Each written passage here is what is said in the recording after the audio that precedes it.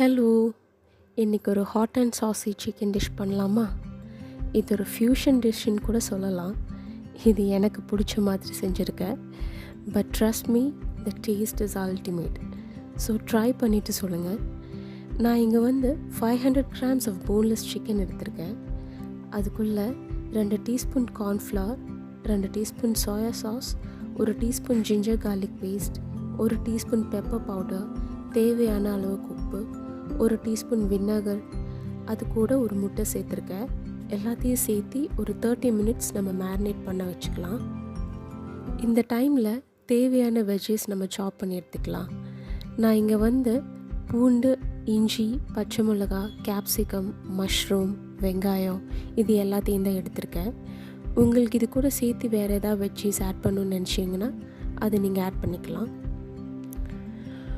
ஒரு பேனில் refined oil விட்டு நல்லா காஞ்ச பிறகு நம்ம மேரினேட் பண்ணி வச்சுருக்கிற சிக்கன் பீசஸை ஃப்ரை பண்ணி எடுத்துக்கலாம்.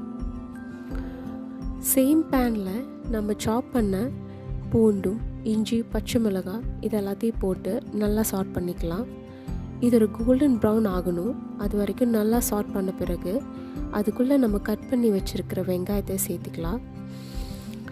வெங்காயம் நல்லா வதங்கிறதுக்காக மட்டும் கொஞ்சமாக உப்பு சேர்த்துக்கிறேன். அது சேர்த்தனா சீக்கிரமாக வதங்கிடும்.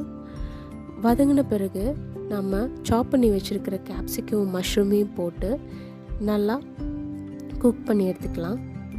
நான் முன்னாடி வீடியோவில் சொன்ன மாதிரி மஷ்ரூமில் ஆல்ரெடி தண்ணி இருக்கிறனால நம்ம எக்ஸ்ட்ரா தண்ணி சேர்த்துக்க வேண்டாம்.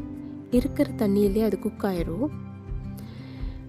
வெஜ்ஜீஸ் நல்லா பிளெண்ட் ஆகி குக் ஆகிருக்கு. இதுக்குள்ளே நம்ம சேர்க்க வேண்டிய சாஸஸ் ஆட் பண்ணிக்கலாம்.